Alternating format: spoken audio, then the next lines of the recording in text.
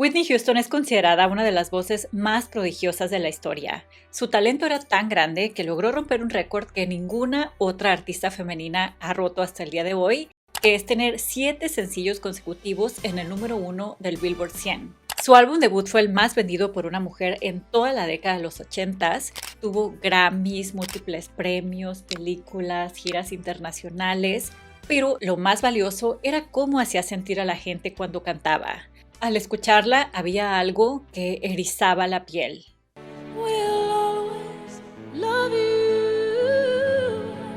Durante años la prensa la llamó la chica perfecta de la música. Era elegante y pura.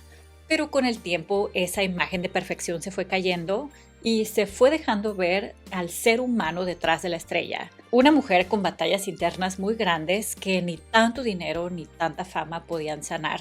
Por eso en este video veremos la formación de la mujer que el mundo conocía como la voz, toda la gloria que era Whitney Houston, pero también cómo desafortunadamente fue tratada como un producto, no solo por la industria musical, sino las personas más cercanas a ella. Le rompieron el corazón una y otra vez, la usaron por dinero hasta llevarla a un punto en el que ella ya no pudo más. Nippy Houston. Ese es su apodo de la infancia por el que la conocen sus familiares y amigos más cercanos. Es la tercera hija del matrimonio entre la cantante Cissy y el administrador municipal John Houston. Nació el 9 de agosto de 1963 en Nueva Jersey, pero su madre estuvo ausente por mucho tiempo durante su infancia, ya que Cissy era corista de grandes artistas como Aretha Franklin, Dionne Warwick y el mismísimo Elvis Presley. Más adelante ella también intentó hacer una carrera como solista, pero no tuvo ni de cerca el éxito que llegó a tener su hija. Cissy trabajaba muchísimo para darle lo mejor a sus hijos, pero esto implicaba que pasaba largas temporadas lejos de casa, dejando a sus 3 pequeños con el corazón roto. Se quedaban sintiéndose abandonados, Michael, Gary y Whitney, y como John Houston trabajaba, pues se quedaban con familiares cercanos, y lo peor fue que años después se sabría que durante este tiempo, tanto Gary como Whitney experimentaron actos inapropiados de una persona que se suponía que los debía cuidar y amarlos, su tía Didi Warwick. También era cantante y poseía un enorme talento. Pero en lo privado era muy diferente a la imagen que aparentaba. Esto fue revelado en el documental Whitney del 2018. Nunca antes se había escuchado hablar de esta situación y por supuesto que causó muchísima polémica porque ni Whitney ni Didi estaban ya para confirmarlo o para defenderse. Pero sí estaban Gary y Mary Jones, su prima, quien fue muy cercana a Whitney en sus últimos años, quienes aseguran que la historia es verdad. Cissy Houston, su madre, no lo sabía, quedó devastada al enterarse y la familia de Didi lo negó rotundamente, aunque nunca presentaron ningún cargo en contra de los que crearon el documental, que fue el mismo estado de Whitney Houston. De ser esto verdad, fue algo que marcó a Whitney para siempre. Fue una niña criada entre talento, música, mucha fe, pero que guardó silencio por miedo y culpa. Y es que fue criada en un ambiente ultra religioso y tradicional. Cissy fue la directora del coro de la iglesia bautista New Hope de Newark, New Jersey, a la que asistían, y Whitney comenzó a cantar ahí con apenas 5 años de edad. Obviamente que su voz cautivaba, era la mejor del coro a pesar de su corta edad, y tanto por esto como de ser de piel más clara que el resto de la mayoría de las personas de la comunidad, fue blanco fácil para que otros niños le hicieran bullying. Esto se convirtió en algo muy serio para Whitney, que la empezó a llenar de miedo, inseguridades y a aislarla. Whitney se refugió en su amor por Dios y su pasión por el canto, y cuando tenía 13 decidió que quería hacerlo de forma profesional. A Cissy le dio muchísimo gusto y se propuso en hacer de su hija la mejor cantante del mundo.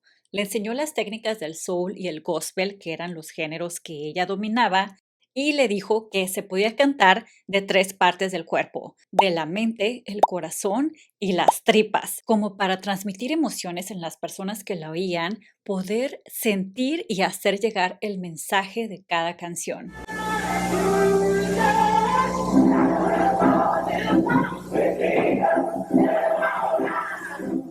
Sin lugar a dudas, su madre moldeó mucho del talento de Whitney. Pero la realidad era que en la calle el bullying continuaba, que sus padres decidieron mejor enviarla a un colegio católico de clase alta, Mount Saint Dominic Academy, en Caldwell, New Jersey, mayoritariamente de chicas blancas que venían de familias adineradas. Y precisamente la familia de Whitney no cumplía con estas características, pero sus padres lo vieron como una inversión. Desde ahí ellos estaban pensando en la carrera futura como artista de Whitney Houston y querían proyectarla como una artista global, una artista no solo para audiencias afroamericanas, y para eso querían que fuera una chica refinada, educada, que pudiera desenvolverse en ambientes de gente blanca. Querían moldear a la cantante perfecta, aunque invirtieran todo su dinero en eso. Pero antes de continuar, quiero agradecer a Odoo por estar colaborando conmigo para hacer posible este video, que así como Whitney podía conectar tan bien con su audiencia, también tu negocio necesita herramientas para conectar con los clientes. Odoo CRM se integra perfectamente a tu negocio para que captes a todos los clientes posibles y así puedas hacer seguimiento de cada oportunidad y gestionarlo todo desde un solo lugar. Está integrado con módulos como inventario y facturación, y hasta puedes hablar con tus clientes directo por WhatsApp, ofreciendo una atención mucho más cercana y acelerando el proceso de ventas.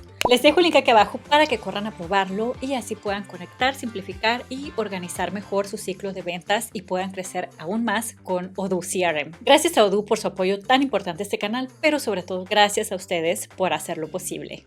Whitney pasaba horas y horas en entrenamiento de canto con su madre. Ella era dura, una disciplinadora, la describe su propia familia, y puso todas sus expectativas de perfección en su hija, que incluso Whitney, una vez que ya era una estrella masiva, se sentía incluso inferior a su madre. Hay una nota que Sissy hacía así aguda, soprano impresionante, como corista de Aretha Franklin. Y en este audio, Whitney intenta igualarla, pero admite que le es muy difícil. Like my mama, well, it's hard to hit that note, baby, I know. I tried.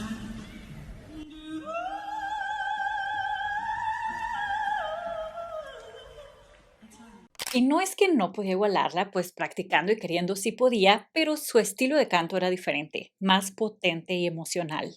Pero como les decía, Sissy le exigía perfección, y como Whitney apenas era una adolescente, a veces quería hacer otras cosas o descansar, y su madre se molestaba mucho. Le decía: dime si no te vas a tomar en serio esto del canto y no voy a perder más mi tiempo contigo. Pero la realidad es que Whitney sí soñaba con ser cantante, así que a los 14 años se unió como corista de su mamá. Ella se presentaba en diferentes clubes de Nueva York y Sissy a veces la dejaba cantar una o dos canciones sola para que se fuera fogueando con audiencias pequeñas. La primera vez que lo hizo fue cuando tenía 15 años y se dice que la audiencia hasta se puso de pie impresionados con su voz. Por esto Whitney ya quería comenzar, quería ir a las disqueras, empezar a grabar su primer disco, pero su mamá le dijo: tienes que esperar.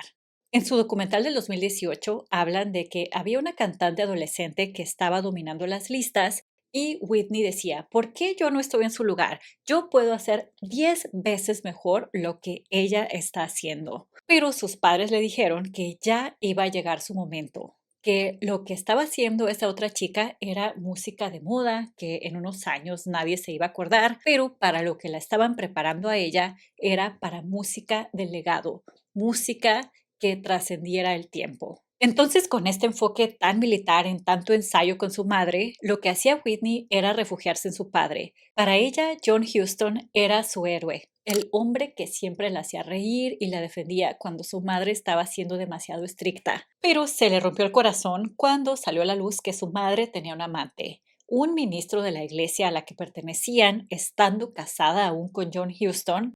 Y John tampoco es que era completamente inocente, era bien sabido que cuando no estaba Sissy durante las giras de conciertos y eso, él buscaba mujeres y le era infiel a izquierda y derecha, pero pues sí era súper celoso, que él, como tenía sospechas de esta infidelidad, hasta intervino el teléfono de la casa y desde su trabajo lo escuchó todo, que fue lo que los llevó a su divorcio. Como esto fue tan doloroso para los tres chicos, encontraron consuelo en el peor lugar que podrían haber encontrado, Dicen que en esos ambientes donde ellos vivían estaba muy normalizado las sustancias, que todo el mundo lo hacía. Y Michael, cuando Whitney tenía 16 años y estaban pasando por toda esta situación con sus padres, pues la introdujo a este mundo del que Whitney pues nunca pudo salir.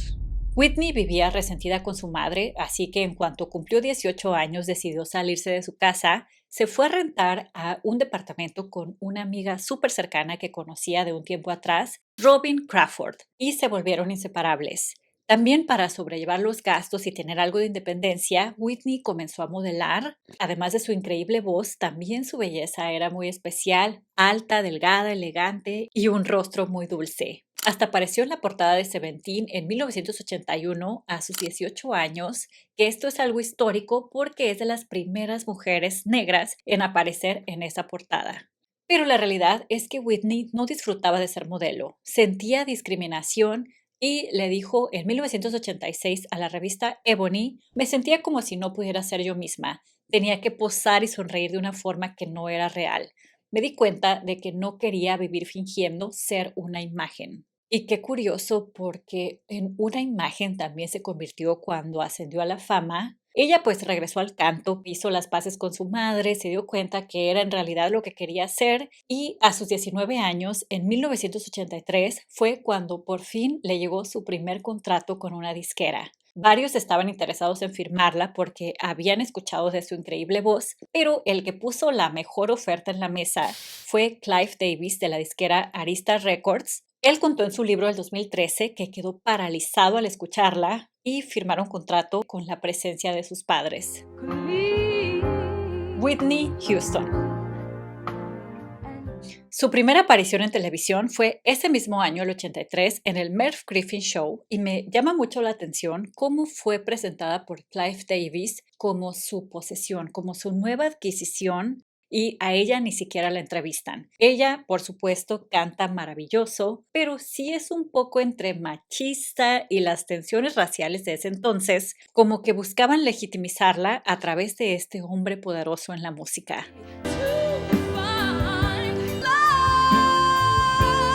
Y al final de que canta, tanto Merv como Clive se acercan a felicitarla y Merv dice que Whitney es un nombre que no van a olvidar.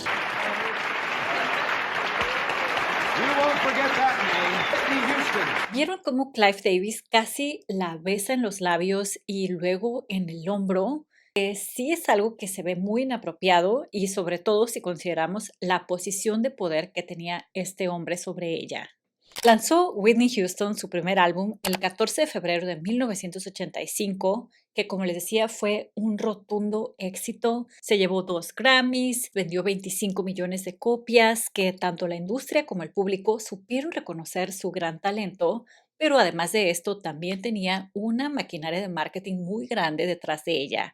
Tanto Clive Davis como sus padres querían posicionarla para el mainstream, también para audiencias blancas, y para esto, pues suavizaron mucho su identidad afroamericana, que de por sí ella ya venía del colegio de clase alta, pero la hicieron más hablar, comportarse y vestirse, tanto con maquillaje suave, ropa elegante, cabello estilizado y sobre todo también la música. Clive no quiso que sonara tanto R&B o soul, los ritmos de la comunidad afroamericana, sino que sonara más pop.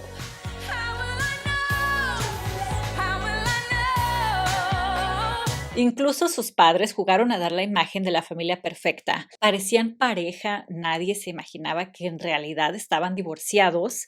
Asistían juntos a eventos, apoyando a su hija, tomados del brazo, todo con tal de aparentar que eran una familia unida, respetable, tradicional, estadounidense, justo lo que querían ver las audiencias blancas, y pasaron años para que el público se enterara que en realidad no eran pareja. Y Sissy ya le demostraba muchísimo cariño a Whitney, estaba súper orgullosa de oreja a oreja porque había logrado su cometido, que Whitney tuviera éxito.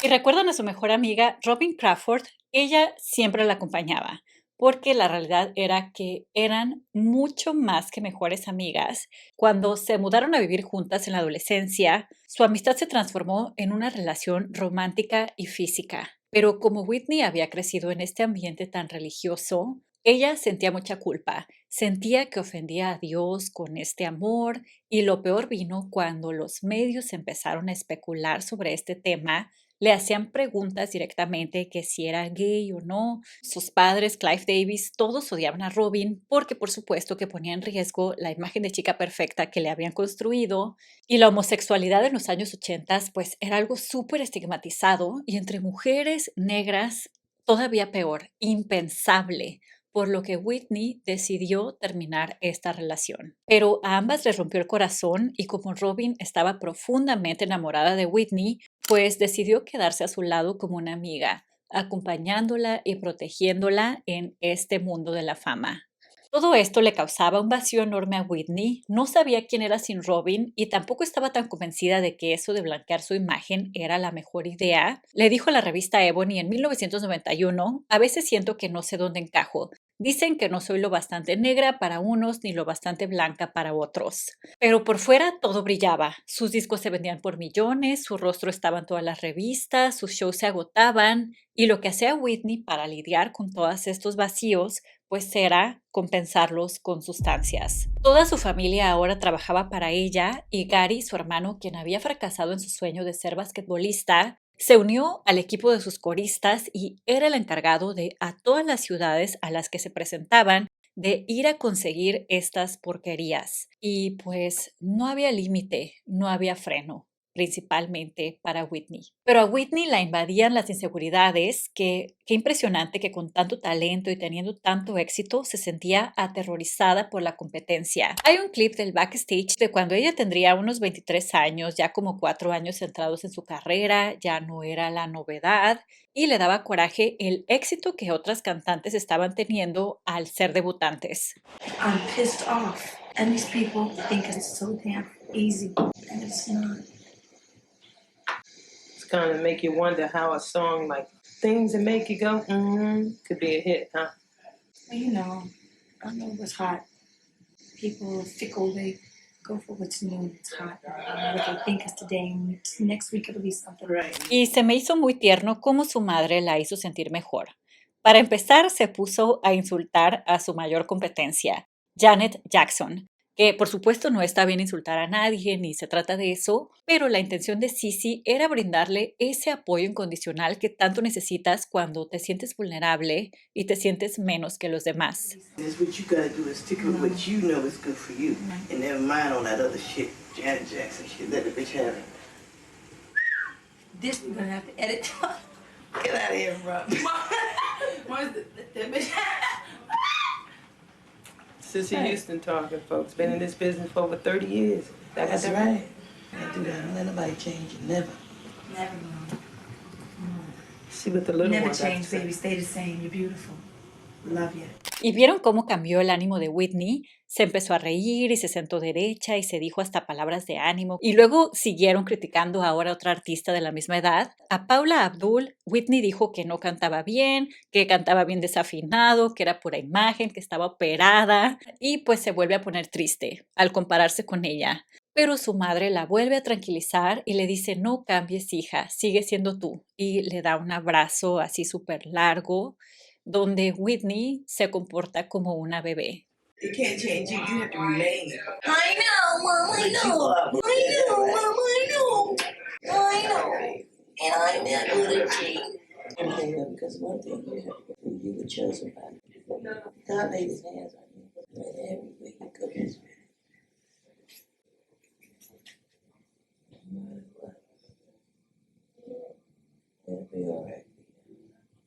Me parece muy tierna esa imagen y demuestra cómo, aunque una persona esté tocando el cielo con éxito, dinero, fama, fans, todo, por dentro a veces siempre necesitamos de ese apoyo emocional, de personas que estén contigo por quién eres tú, no por el dinero que tienes, por lo que puedan sacar de ti, que aunque su madre, por supuesto, no era perfecta, al menos en ese momento le estaba demostrando a Whitney que ella valía, que ella podía, que era suficiente. Pero desafortunadamente Sisi no podía estar con Whitney todo el tiempo, ni hubiera sido sano tampoco que Whitney dependiera de su madre para sentirse mejor. Así que cuando estaba sola ella regresaba a escuchar esa voz en su cabeza que le decía no eres suficiente, no vales nada, y regresaba a lo que más la destruía, ya saben. Otra cosa que hizo fue empezar a salir con varios hombres, uno de ellos el hermano de Michael Jackson, Jermaine, quien estaba casado en ese momento, pero Whitney pues no pensaba en nada. Se dice que la canción Saving All My Love for You nació de este amor prohibido. Después salió con Randall Cunningham, jugador de fútbol americano, y se dice que se superenamoró de Eddie Murphy, el comediante más famoso de ese momento. Pero como él también estaba en el pico de su fama, con mujeres y eso, no quería comprometerse solamente con una, ni con Whitney Houston, a pesar de que ella, según lo contó Robin en su libro Mi vida con Whitney Houston del 2019, le rogó por amor, que él la dejaba plantada, que ella le perdonaba todo, y como nunca se hizo nada con él, terminó Whitney en los brazos de una persona que la lastimaría mucho más. En el 87, Whitney, con 24 años, lanzó I Wanna Dance with Somebody, su segunda canción más exitosa, pero la más bailada y hasta hoy es la más escuchada en plataformas.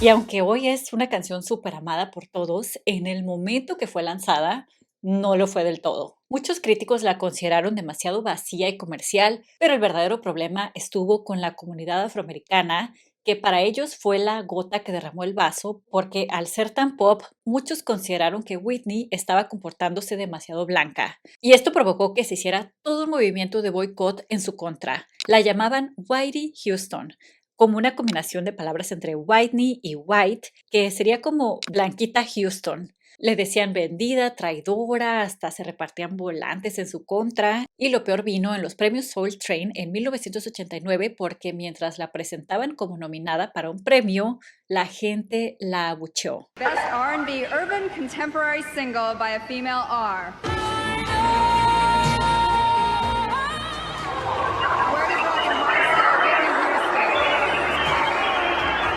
Esto es algo que le dolió muchísimo porque para ella era revivir ese mismo episodio de niña que su propia comunidad la buleaba y dijo que le dolió más que cualquier crítica negativa sobre su música. Pero esa misma noche sucedió algo que le subió el ánimo. Ahí mismo se presentó Bobby Brown, un rapero y bailarín que venía del grupo New Edition y era famoso por su éxito como solista My Prerogative, que después Britney Spears le haría un cover a esa misma canción. Pero en ese momento, en el 89, Bobby estaba teniendo mucha atención porque era como su himno de chico malo.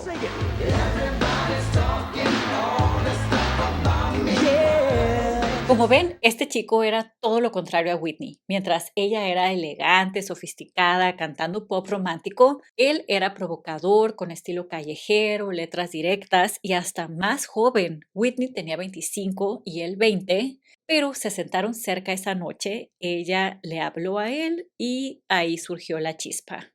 Que creo que esta atracción hacia Bobby era un acto de rebeldía a esa imagen perfecta de Whitney y también como una forma de demostrarles a la comunidad afroamericana que sí era una de ellos, que sí podía estar con un chico con el que se sintieran representados. Y también por parte de Bobby, Whitney era todo lo que él no era y que quería ser de hecho, exitosa, famosa, rica, elegante. Y él lo dijo de su propia boca, porque ella lo invitó a su fiesta de cumpleaños número 26, que pasó un poco después de ese primer encuentro, y ahí le hicieron una entrevista y él dijo, Whitney, quiero ser como tú. Bobby, what brings you around these parts here? Whitney. She invited me. I'm having a great time. I just want to say happy birthday, Whitney. You're doing great. I wish I could be like you one day. I wish I could be like you one day. Thank you. Y el estar con él no solamente significaba estar con alguien con una imagen completamente contraria, sino que también los dos hicieron algo muy grave porque él en ese momento se encontraba comprometido con una novia embarazada. Kim Ward, su novia de toda la vida, a la que también ya le había sido infiel porque antes tenía otro hijo con otra mujer, pero pues se pensaba casar con Kim pero como llegó Whitney, pues mejor se fue con ella y por un tiempo estuvo con ambas porque justo antes de casarse con Whitney nació su segundo hijo con Kim. Imagínense el desorden que traían todos. Y en cuanto a Whitney, dijo que no le importó. En una entrevista del 93 dijo: "No me importó quién estaba antes, Bobby era mío y yo lo amaba con todo lo que tenía". Todo esto ya reflejo de sus graves problemas emocionales porque no puedes valorarte y estar en orden así con tu vida tomando ese tipo de decisiones. O sea, ya grandes errores desde este momento. Y luego Bobby tenía ya problemas con el alcohol y de Whitney pues ya les conté del antecedente que traía, así que juntos pues combinaron todo y era algo muy tóxico que también los unía. Whitney Houston y Bobby Brown.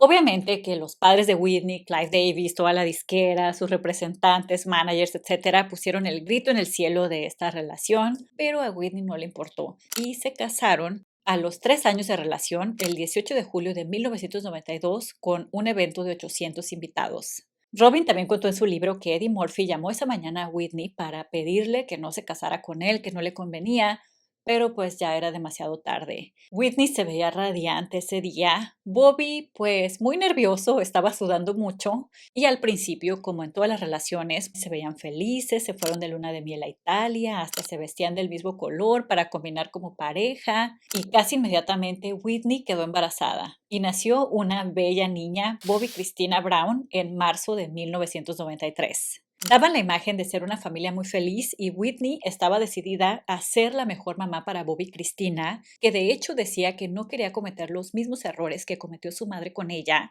así que la bebé la acompañaba a todos lados, incluso en las giras, en conciertos, en eventos de premios, ahí estaba Bobby Christina con su madre y era muy tierno cómo no se le quería despegar. Por ejemplo, en este concierto la persigue para poder abrazarla. Luego en este otro me parece súper tierno cómo la niña está aferrada a su pierna y se ve que tiene miedo, pero Whitney la calma con un canto ahí que me imagino que le salió del alma, no que estaba siguiendo la letra de ninguna canción. Y con estas palabras tan bonitas, pues la niña se relaja y se ve que se pone feliz. Bobby, Bobby, Bobby, Bobby, Bobby, Bobby, Bobby, my baby, my little girl.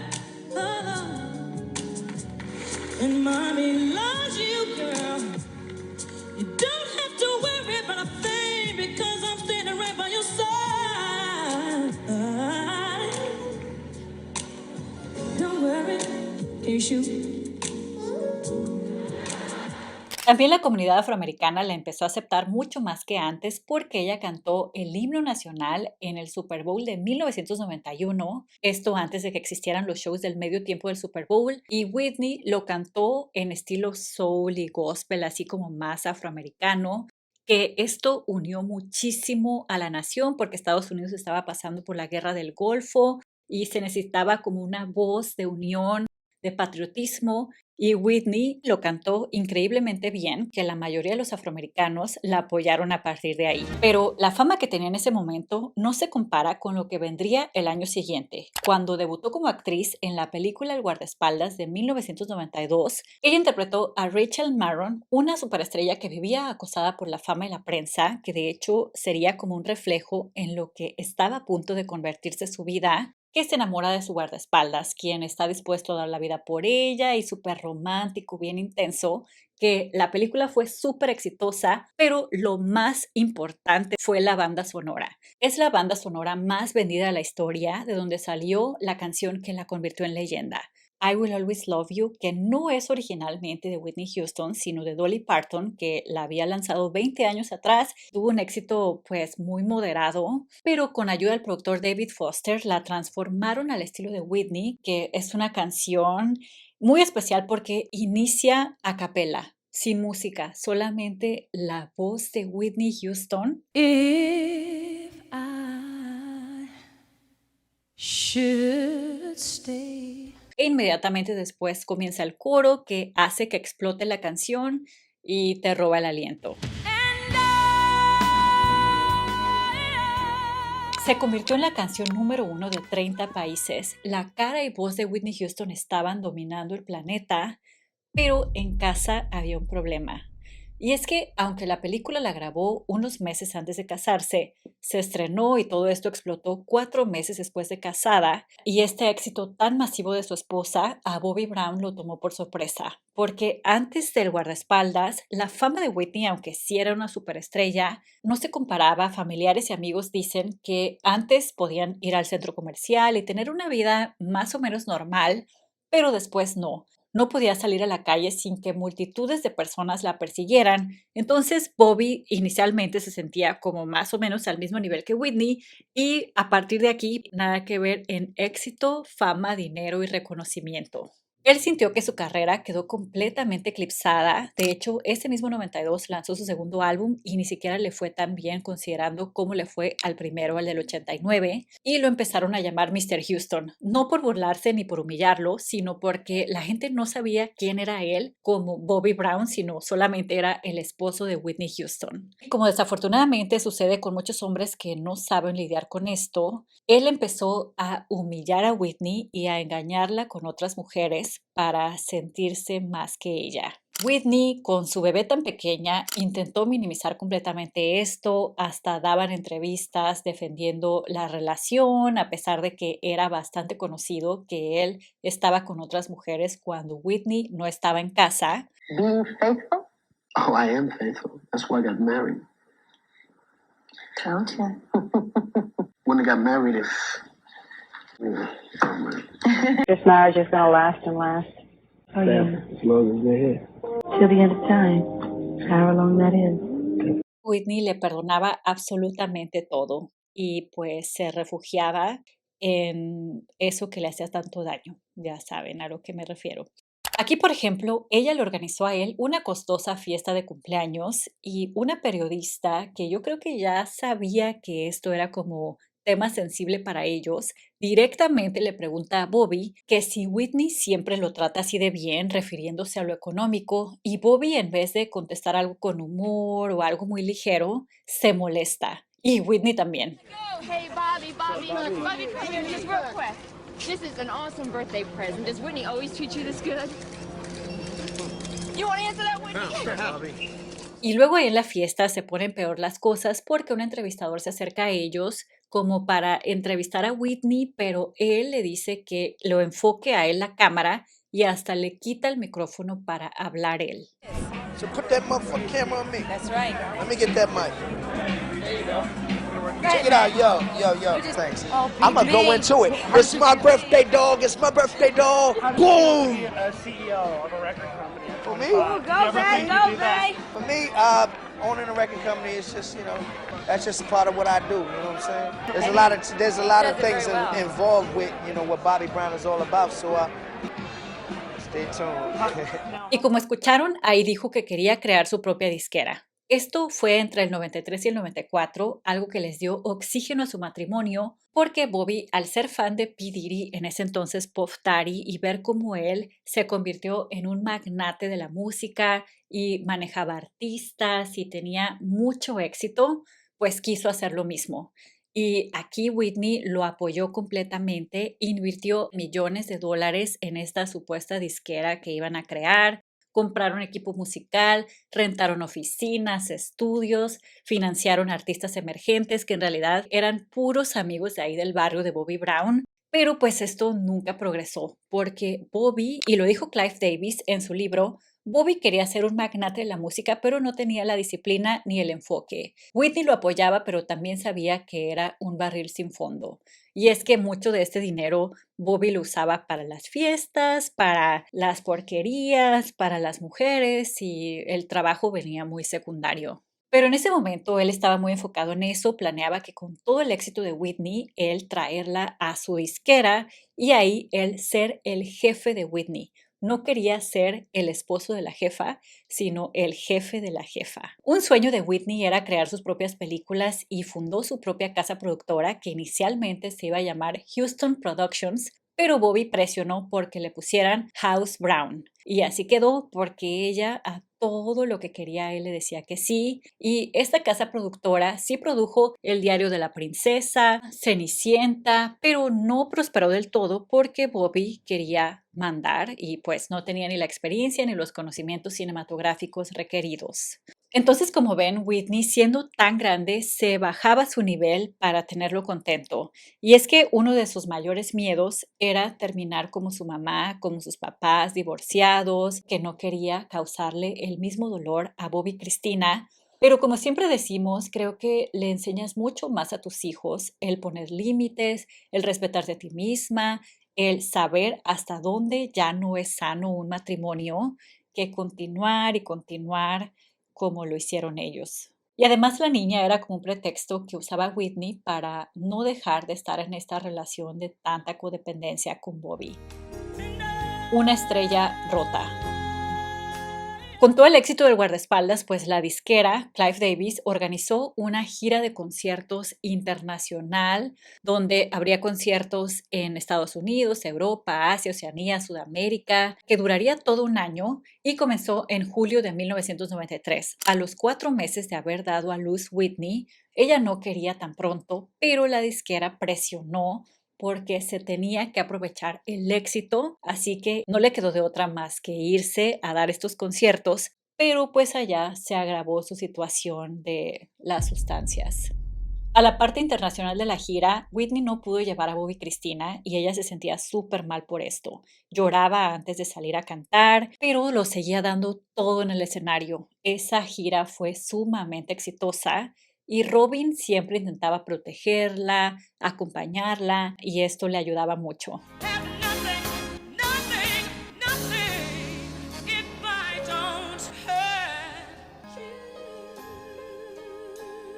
Todo lo manejaba, ya saben, con esta autodestrucción, y fue cuando aquí se invirtieron los papeles. Sissy se dio cuenta del problema tan grande en el que estaba Whitney y aunque sí, inicialmente era la más empeñada en hacer de su hija una estrella, vio que primero debía estar su salud o la iba a perder y hasta la convenció de que se rehabilitara, pero fue cuando su padre dijo que no, que ella no tenía ningún problema y que podía manejarlo sola. Y es por lo que les digo que se invirtieron los papeles, porque ahí fue cuando el señor ya no le importó su hija, sino vio todo el dinero que estaban ganando y le parecía una pérdida de dinero el que su hija se rehabilitara. Y así como pensaba John Huston, así pensaban todos alrededor de Whitney, excepto Robin y su madre. Todos los demás, como estaban en la nómina, como Whitney pagaba sus carros, sus casas, sus comidas, todo, si ella paraba, ellos se quedaban sin ingresos. Así que era como un pacto el tapar todo y dejar que Whitney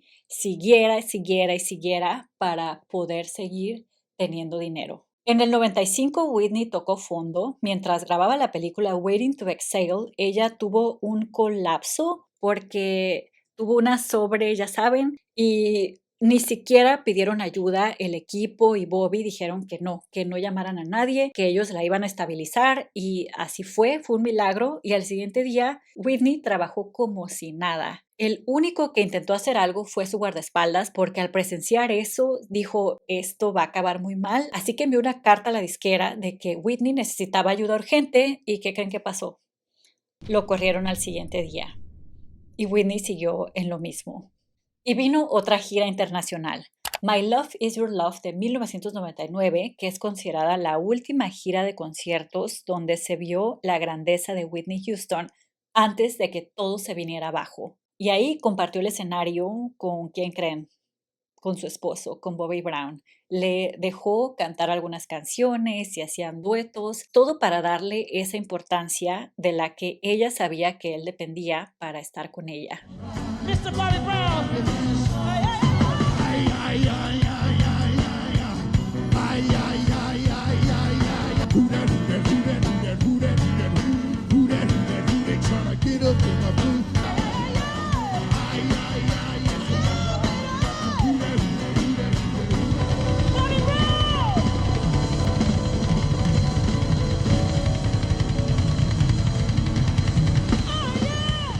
Y como Bobby estuvo muy envuelto en esta gira y Robin siempre se encontraba a un lado de Whitney intentando cuidarla, los roces entre ellos llegaron a un punto de no retorno. Ya no se toleraban, dicen que se peleaban, que no podían convivir más y como Whitney siempre iba a terminar defendiendo a Bobby, Robin dijo que no pudo más, que no podía estar ahí viendo a Whitney autodestruirse, todos cómplices a su alrededor, con Bobby faltándole tanto al respeto, que decidió pedir su renuncia y fue la última vez que habló con Whitney Houston.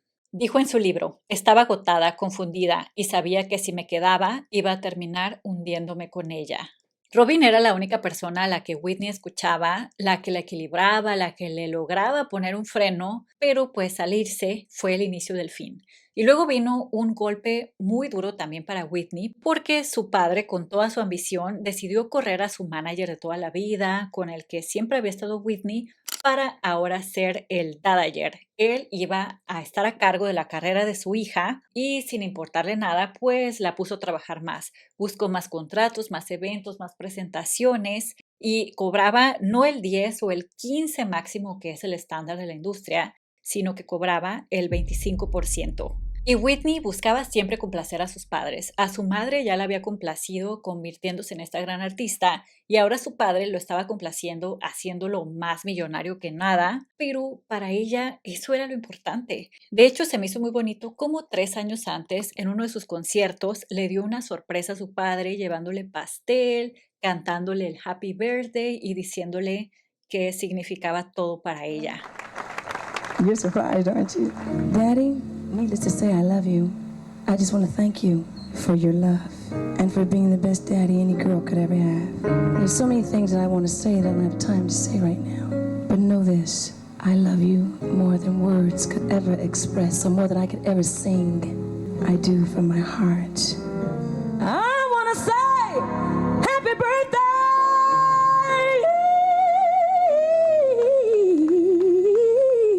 To my daddy, I love you. Happy birthday to you.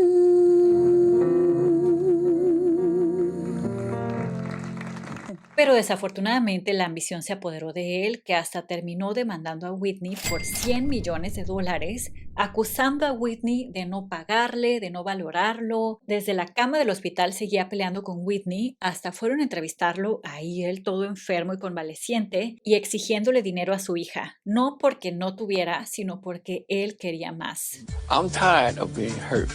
I'm tired of being in a neglected state. You act together, honey. And you pay me the money that you owe me. If you do that, you haven't got a lawsuit. Fue el tiempo en el que las preocupaciones por Whitney se volvieron más serias porque se presentó en un homenaje a Michael Jackson y no se veía nada bien. Su apariencia encendió las alarmas, pero todo esto en esos tiempos no era tomado con seriedad o preocupación, sino con burlas, con humillaciones, con etiquetas hacia ella, que se hacían titulares en las revistas, humillantes, denigrantes, y como estaban planeando sacar otro disco, para calmar las cosas y limpiar su imagen, consideraron que lo mejor era sentarla en una entrevista y que negara todo esto. A quien eligieron es a Diane Sawyer, quien tenía la reputación de ser una periodista que acorralaba a las celebridades hasta sacarles toda la verdad, y creo que sobreestimaron a Whitney de que podría manejar la presión que iba a hacer esta entrevista y se equivocaron. Esta entrevista terminó siendo catastrófica porque Whitney terminó admitiendo su problema, salieron memes de sus respuestas y fue una demostración de lo mal que estaba.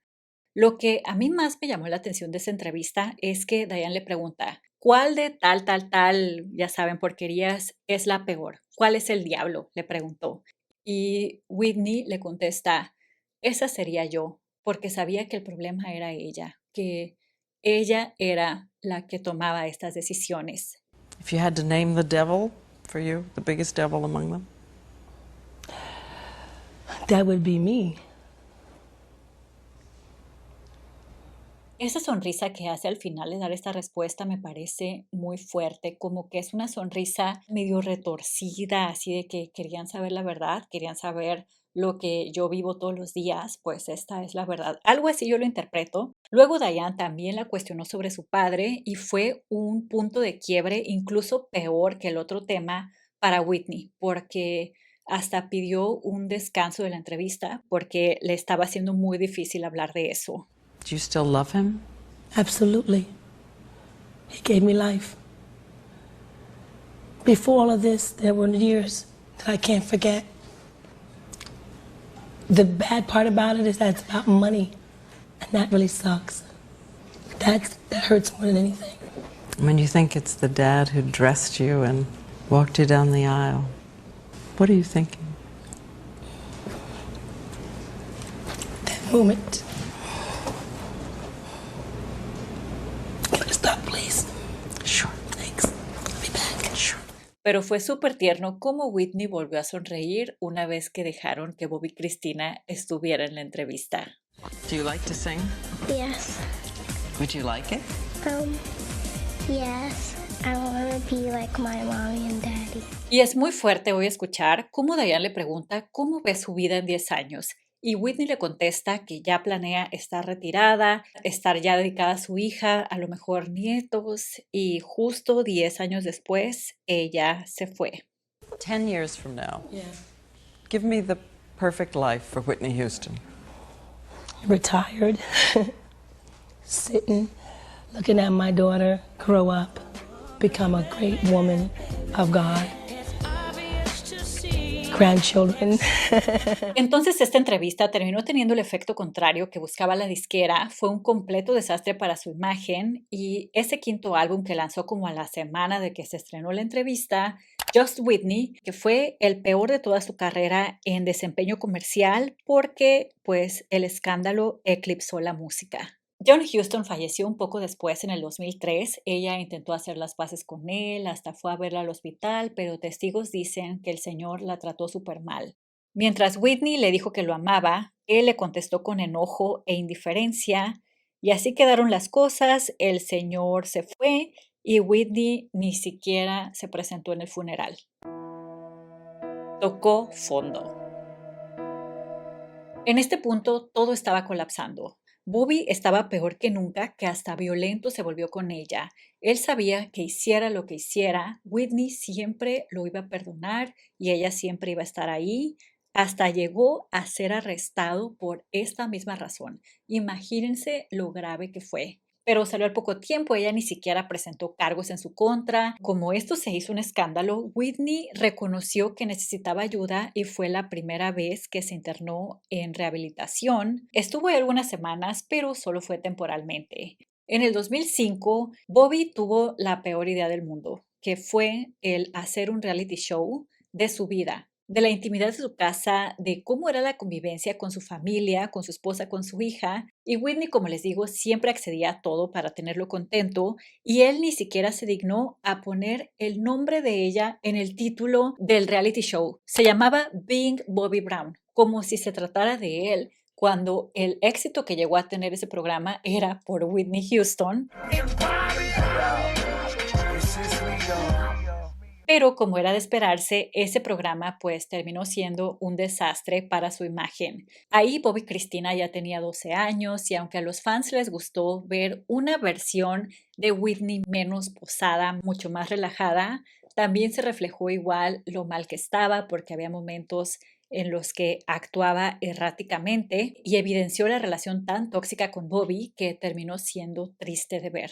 Los fans, que sí eran empáticos y se preocupaban por Whitney, terminaron enviando cartas a la casa productora Bravo para que cancelaran el show y en vez ayudaran a Whitney. Imagínense cómo estaba todo, que Bravo pues accedió a cancelar el show y no le renovó nada a Bobby Brown. The Guardian dijo en el 2005, Whitney Houston, la voz más pura del pop, ahora convertida en un reality grotesco.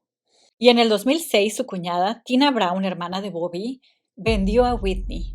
Vendió unas fotos de su baño que no les puedo mostrar aquí, pero pues son fotos muy íntimas de cómo tenía su vida Whitney, se puede decir, que se hicieron un escándalo porque evidenciaban lo grave que todo estaba y Whitney se sintió muy traicionada porque la vendieron. las personas que se suponía que eran su familia la vendieron. Ella ya no podía confiar en nadie. Se dio cuenta que Bobby estaba solo por dinero con ella y por fin tuvo las fuerzas de pedirle el divorcio. Y este divorcio a nadie le sorprendió. De hecho, la reacción del público fue así de ¿por qué se tardaron tanto? ¿Por qué intentaron vender un matrimonio perfecto cuando todos ya sabíamos que no era? Así que todo fue en vano. O sea, todo este tiempo que Whitney estuvo aguantando todo para mantener la imagen de la esposa perfecta, del matrimonio perfecto, no sirvió de nada. Pero eso es lo de menos, la imagen, las opiniones, no importan. El verdadero costo de haber estado ahí tanto tiempo fue los daños causados a Bobby y Christina, porque ella aprendió lo que le enseñaron sus padres. Ella ya había visto absolutamente todo y entró en ese mismo mundo. Lo único bueno aquí fue que tras el divorcio, Whitney logró quedarse con el 100% de la custodia de su hija y fue cuando buscó el sanar la relación con ella y hay clips muy bonitos donde se abrazan, se acompañan, como que las cosas empezaban a verse mejor para Whitney ya que no estaba Bobby en escena. Intento de reconstrucción. Su madre dijo en su libro Remembering Whitney del 2013, que por cierto todos aquí escribieron un libro, pero ella dijo, después del divorcio, Whitney volvió a casa, oraba, cocinaba, pasaba tiempo con su hija, decía que solo quería volver a las giras cuando su alma estuviera lista. Pero, ¿qué creen? Tenía que regresar a las giras porque se les acabó el dinero. De hecho, entró a rehabilitación, pero era tan costoso y ella mantenía a todos, toda la familia, las nóminas, los gastos, los impuestos, las casas, que no le alcanzaba para poder recuperarse, para poder descansar. Vendió su mansión en Nueva Jersey, pero aún así no le alcanzó y es que tenía ya años sin hacer giras, sin lanzar disco y Clive Davis pues sugirió que lanzaran disco y eso fue lo que hicieron. Así fue como lanzó I Look to You del 2009, su último álbum, y se dice que su pasión ya no estaba ahí, sino que simplemente lo hacía por dinero, porque necesitaba el dinero. No porque no amara la música, de hecho la canción I Didn't Know My Own Strength se convirtió en el himno de esta reconstrucción, pero lo que más quería Whitney era tomar tiempo para recuperarse.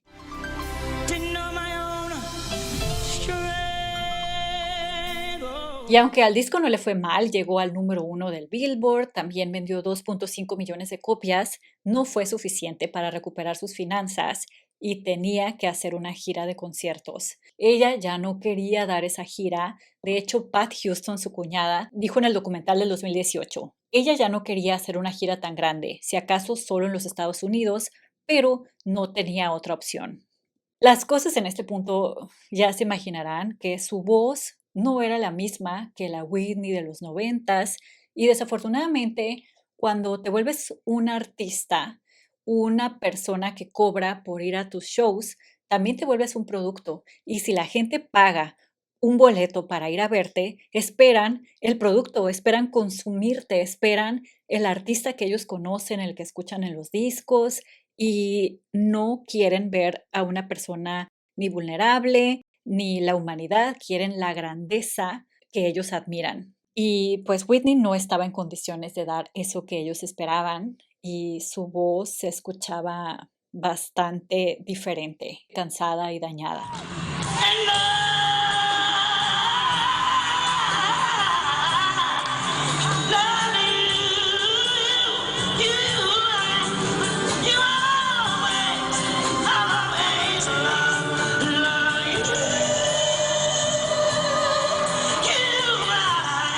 Esto provocó que la gente se molestara, hubo personas que abandonaron los conciertos, que daban entrevistas al salir del concierto que estaban súper inconformes, que cómo habían pagado $160, $150 por algo así. Y lo peor es que en los conciertos de Australia hasta la abuchearon. Lo peor que le hacían a Whitney era abuchearla y lo hicieron esta vez también. Se hicieron memes de la frase esta Houston, tenemos un problema, pero pues aplicada a ella. Y The Guardian dijo en el 2010, Whitney Houston ya no puede cantar, pero lo más triste es que sigue intentando convencerse de que sí. Y aquí siempre entra el qué hubiera pasado si Whitney no hubiera hecho esta última gira. Yo creo que no hubieran terminado las cosas como terminaron, porque humanamente no podía hacerlo. Pero como les digo, toda la maquinaria detrás de ella la empujaban al precipicio. Se apaga su voz. Esa gira fueron 50 fechas y Whitney las cumplió. Dentro de ella todavía fuerzas, había ganas de estar con su hija. Eso era su motor. Aunque las finanzas habían mejorado, ella no podía parar porque los gastos no se detienen y había que seguir trabajando. Y este último proyecto le emocionaba. Es el remake de la película Sparkle que ella estaba produciendo. La original la consumía de niña. Le gustaba mucho y el interpretarla ahora de grande pues era como un sueño cumplido. Y además el personaje que hacía Emma Anderson, una madre que como ella había sido cantante, pero lo mismo, se perdió en ese camino de la fama, ahora se refugiaba en Dios y protegía a sus hijas, quienes también querían ser artistas. Era un reflejo de la propia Whitney, porque Bobbi Kristina también se estaba metiendo al mundo artístico, pero desafortunadamente Whitney aún no tenía la fuerza que tenía su personaje. Emma Anderson sí pudo levantarse y vivir en paz, mientras que Whitney, aunque lo intentó, se vio mejor por un tiempo, el problema seguía. Las rehabilitaciones que estaba tomando en ese momento eran ambulatorias, como que no eran de estar internados, sino que iba como a sesiones y pues el problema no desapareció del todo y todo terminó como en un accidente en su bañera el 11 de febrero del 2012 en el Hotel Beverly Hilton de Los Ángeles a sus 48 años. Y enchina la piel pensar que lo mismo, prácticamente lo mismo, le pasó a Bobbi Kristina 3 años después. La historia de Whitney Houston nos recuerda que hasta las artistas más grandes y talentosas pueden sentirse nada cuando una industria y personas a su alrededor las tratan como un objeto, cuando las obligan a ser perfectas e ignoran su humanidad. Les confieso que este video es de los más difíciles que he hecho en mi vida. Y yo planeaba hacer este video junto con como la serie de octubre, con todas las teorías, porque hay muchas cosas que podemos sacar de que se han creado, que han hecho todo un mito de esta increíble artista. Pero sentí que no combinaban las teorías de los Illuminati, las cosas paranormales y todo eso con su historia de vida. Así que eso lo dejé para la parte 2. Y también tendremos parte 3. Que será exclusivamente sobre Bobbi Kristina, cómo ella vivió todo esto, qué pasó después de la partida de su madre. No se lo pueden perder. Y si ya lo subí, lo tienen que ir a ver, el link está aquí abajo. Muchas gracias a Odoo por haber hecho posible este video, también gracias a los miembros. Cuéntenme si ya sabían algo de la vida de Whitney Houston, qué les parece, cuál es su canción favorita. Recordémosla como lo grande que fue y lo majestuoso de su música. Gracias por ver y nos vemos en la parte 2 de este video. Adiós.